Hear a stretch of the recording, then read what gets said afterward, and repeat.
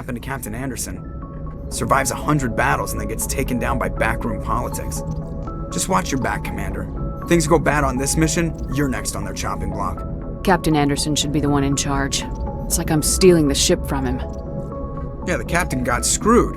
But it's not like you could have stopped it, nobody's blaming you. Everyone on this ship's behind you, Commander, 100%. Intercom's open.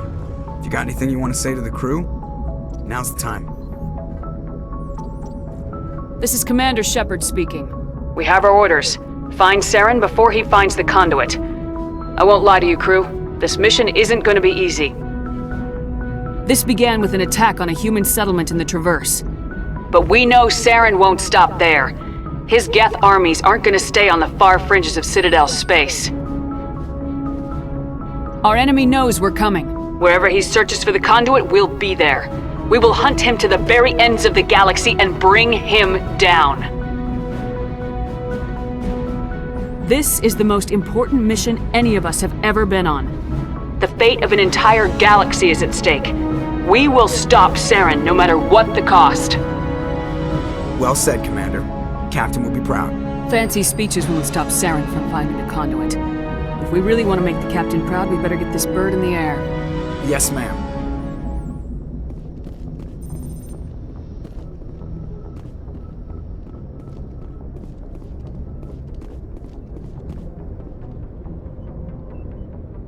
If anyone has to take over for Captain Anderson, I'm glad it's you. I'm not sure about having non-humans on our ship, though. Speak freely, Presley. I want to know if you have a problem with non-humans.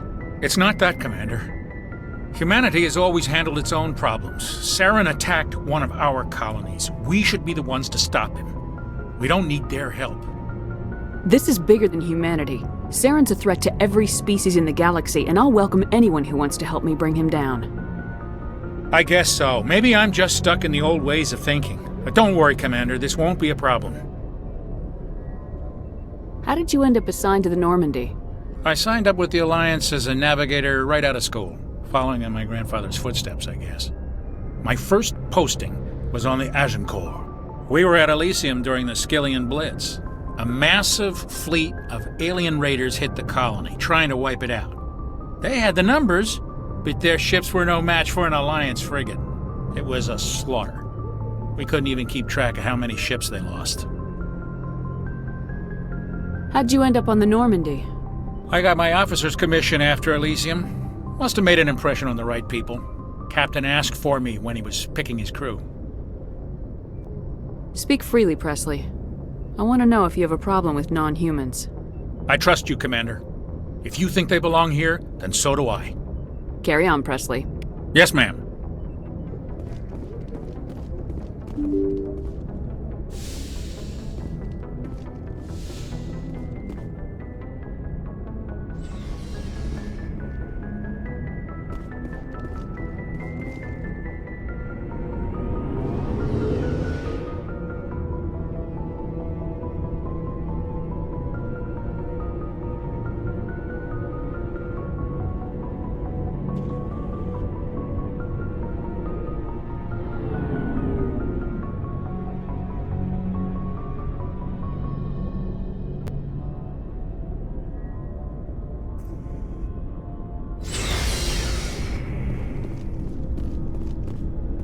Looking for supplies?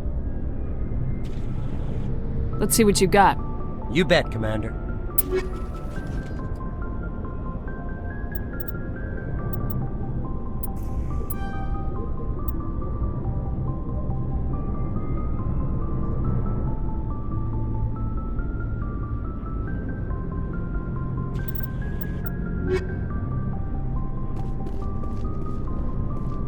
Thanks for bringing me on board, Commander.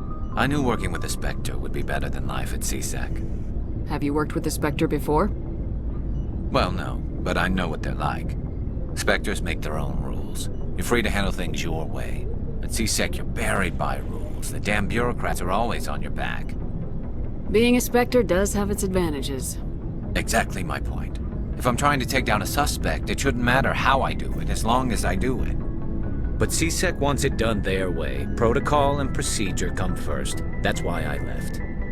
So you just quit because you didn't like the way they do things? There's more to it than that. It didn't start out bad, but as I rose in ranks, I got saddled with more and more red tape.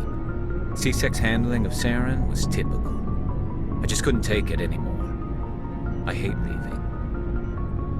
You did the right thing. Life's too short to sit around waiting for things to happen. Yeah, you're probably right. Either way, I plan to make the most of this. And without C-Sec headquarters looking over my shoulder, well, maybe I can get the job done my way for a change.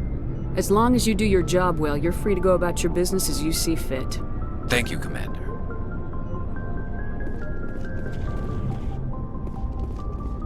Commander? What's your opinion of the last mission? Kinda wish you'd got there sooner, Commander. No offense, I appreciate the rescue. I just wish... You wish we'd been able to save the rest of your unit. Yes, ma'am. If I had been more alert, we wouldn't have been cut down by an ambush. The Geth are perfect ambushers. They don't move, they don't make noise, they don't even breathe. They have flashlight heads, ma'am. I'll make sure it doesn't happen again. Dismissed, Chief. Ma'am? Nice ship you've got, Shepard. What can I do for you? What's your story, Rex? There's no story.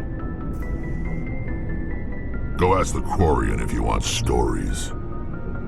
You Krogans live for centuries. Don't tell me you haven't had a few interesting adventures. Well, there was this one time the Turians almost wiped out our entire race.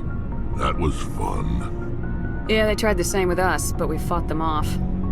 It's not the same. Seems similar enough to me.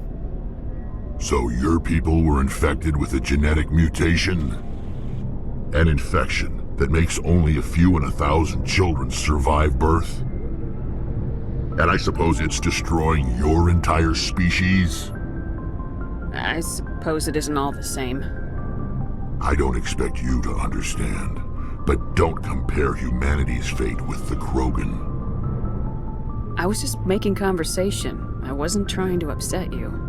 Your ignorance doesn't upset me, Shepard.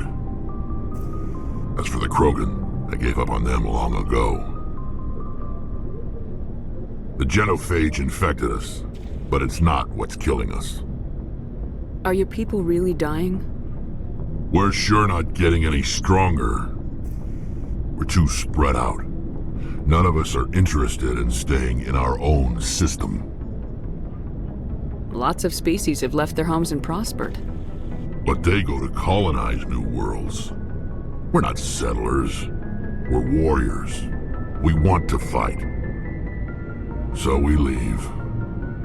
Hire ourselves out. And most of us never go back. What can you tell me about the genophage?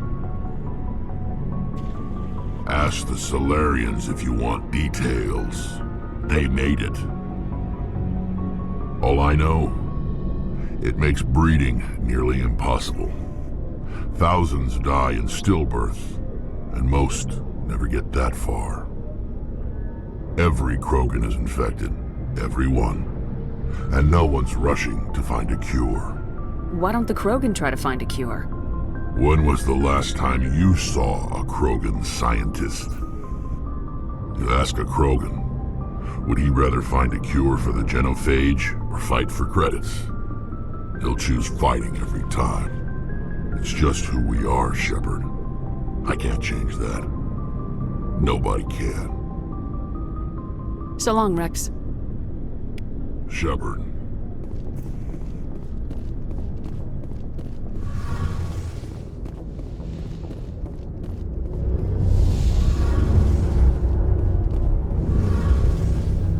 Your ship's amazing, Shepard. I've never seen a drive core like this before. I can't believe you were able to fit it into a ship this small. I'm starting to understand why you humans have been so successful. I had no idea Alliance vessels were so advanced. The Normandy's a prototype, cutting-edge technology. A month ago, I was patching a makeshift fuel line into a converted tug ship in the flotilla. Now, I'm sitting on board one of the most advanced vessels in Citadel space. I have to thank you again for bringing me along. Traveling on a vessel like this is a dream come true for me. I had no idea you found ship technology so interesting. It comes with being a Quarian. The migrant fleet is the key to the survival of my people. Ships are our most valuable resource. But we don't have anything like this. We make do with cast-offs and second-hand equipment. We just try to keep them running for as long as we can. Some of the fleet's larger vessels date all the way back to our original flight from the Geth. I can't believe your fleet's still using ships that are 3 centuries old. They're constantly being repaired, modified, and refitted. They aren't pretty, but they work. Mostly. We've tried to make ourselves as independent as possible on the flotilla, grow our own food, mine, and process our own fuel. But some things we just can't make on our own. A patch to maintain the hull integrity requires raw materials we just don't have. That's why our pilgrimages are so important. Tell me about your people. Our lives aren't easy. Resources are scarce, and we are constantly on the move.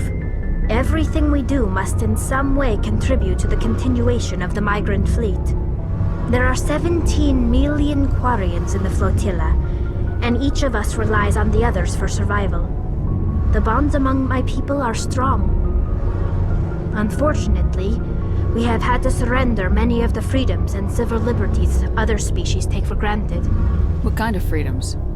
Well, it's illegal for parents to have more than one child. If our population grows too much, it would strain our resources to their breaking point. Of course, we also can't allow our numbers to become too few. If our population is in decline, the rule against single births is temporarily repealed. In extreme cases of population decline, incentives are even offered to encourage multiple births, though the Conclave hasn't had to take such measures in nearly a century. That's your government. The Conclave is our civilian branch of government. Each ship can elect a representative to serve on the Conclave and make decisions that affect the fleet as a whole. On matters that affect an individual ship, however, the captain has the final say. It's a tradition that dates back to the early days, when the fleet was governed by martial law. Fortunately, most captains nowadays are smart enough to have an elected council from their crew to give them advice and guidance. So the ultimate power rests with elected officials? In practice, the Conclave and the respective council for each ship tend to set the rules that govern our daily lives. But in theory, we are still under military jurisdiction. The 5 top-ranking military officials in the fleet serve on the Admiralty Board. These 5 have the power to overrule any decision by the Conclave in case of emergency. To do so requires unanimous agreement among the Admiralty, and they can only do this once. After that, the entire board must resign their posts. It's a safeguard that served us well. In nearly 3 centuries, the Admiralty Board has only overruled the Conclave 4 times. I want to know more about the pilgrimage. When my people reach maturity, we leave our birth ships and seek acceptance with a new crew. It's necessary to maintain genetic diversity among the fleet. But no ship wants to accept someone who will be a burden on them. So, to prove our worth, we embark on a pilgrimage. We set out alone, leaving the flotilla and our families behind us. We only return once we have found something of value we can bring back to the fleet. This is presented as a gift to the captain of the respective ship we wish to join. If the gift is accepted, we are welcomed into the crew. I can't believe they just send you off alone. It's not like they just cast us out. Before we leave, we are given lessons in how to survive outside the flotilla, and given gifts to help us on our journey. We also receive implants to fight off sickness and disease. Generations of living in an isolated and highly controlled environment have left our immune systems weaker than most. By the time we leave the fleet, we are well equipped for the pilgrimage. This is a rite of passage for all Quarians. If it were dangerous, our numbers would suffer. Virtually every pilgrimage ends with a triumphant return and the ritual presentation of the gift to one of the fleet's captains. Can a captain choose to reject the gift? That doesn't happen often. Most captains are eager to increase the size of their crew. it increases their own standing in our society. Even when the gift is not particularly valuable, the captain usually accepts it out of a sense of tradition. However, there is a stigma to presenting a substandard gift. It's not the best way to make a good impression on a new community. Most pilgrims don't return until they find something worthwhile. I want to talk about something else. Like what? I want to know more about the Geth. I doubt I can tell you anything you don't already know. It's been almost 3 centuries since they drove my people into exile. All I know is the story of their origins. What they were when we created them, and how they turned on us. Interesting. The Geth were originally created to serve as an automated manual labor force. Initially, their intelligence was as limited as any VI. Over time, we made small modifications to their programming to allow them to perform more varied and complex tasks, bringing them closer and closer to true AI status. How come the Council didn't step in and stop you? This wasn't true AI research. We may have been skirting the bounds of the law, but we never did anything that was actually illegal. The changes were so insignificant, so gradual, that we were able to control them. Or so we thought. But one thing we underestimated was the power of the neural network. 1 million Geth thinking simultaneously created an inherently unstable matrix. So the Geth share brain power? Many of the Geth's logic systems were designed to work in concert with other nearby Geth. Basically, the more of them you have in a group, the smarter they are. What made them rebel? As we built more and more Geth, their effective intelligence became more sophisticated, more abstract. One day, a Geth began to ask its Quarian overseer questions about the nature of its existence. Am I alive? Why am I here? What is my purpose? As you can imagine, this caused a near panic among my people. I don't see what's so bad about those questions. The Geth were created to engage in mundane, repetitive, or dangerous manual labor. That's fine for machines, but it won't satisfy a sentient being for long. The Geth were showing signs of rudimentary self-awareness and independent thought. If the Geth were intelligent, then we were essentially using them as slaves. It was inevitable the newly sentient Geth would rebel against their situation. We knew they would rise up against us, so we acted first. A general order went out across all Quarian-controlled systems to permanently deactivate all Geth. The Geth responded to this order violently. You didn't really think they'd just let you destroy them without a fight, did you? The hope was that most of the Geth would still be little more than machines, incapable of organized resistance. But they had progressed much further than anyone anticipated. The war was long and bloody. Millions upon millions of Quarians died at their hands. In the end, we were forced to flee our own homeworld. We feared the Geth would pursue us, but they never came beyond the Veil. Now we drift through space, exile searching for a way to reclaim what was once ours. I should go. See you later.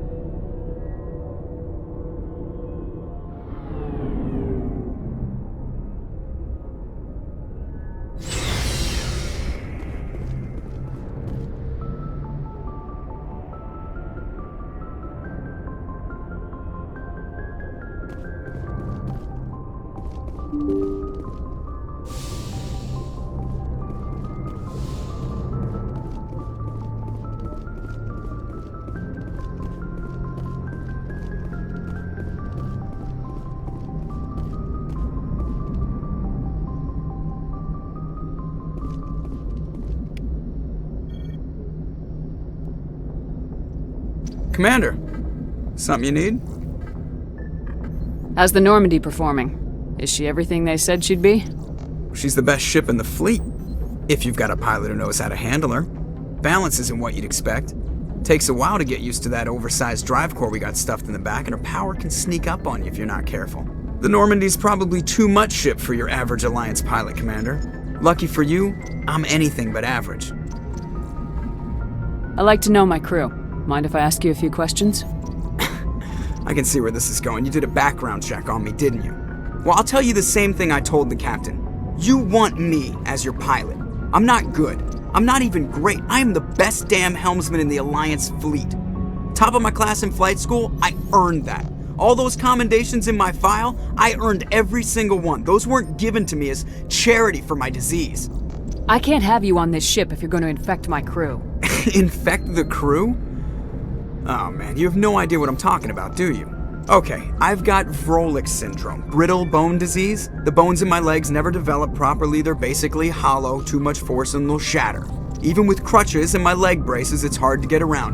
One wrong step and crack! It's very dramatic, but I've learned to manage my condition, Commander. Put the Normandy in my hands and I'll make her dance for you. Just don't ask me to get up and dance unless, you like the sound of snapping shin bones. Why does everyone call you Joker? It's a lot shorter than saying Alliance Flight Lieutenant Jeff Moreau. Plus, I love to make little children laugh. You're dodging the question. Look, I didn't pick the name. One of the instructors in flight school used to bug me about never smiling. She started calling me Joker, and it stuck. Why didn't you ever smile? Hey, I worked my ass off in flight school, Commander. The world's not gonna hand you anything if you go around grinning like an idiot. By the end of the year, I was the best pilot in the academy, even better than the instructors, and everybody knew it. They'd all got their asses kicked by the sickly kid with the creaky little legs. One guess who was smiling at graduation? I have to go. All right, see ya.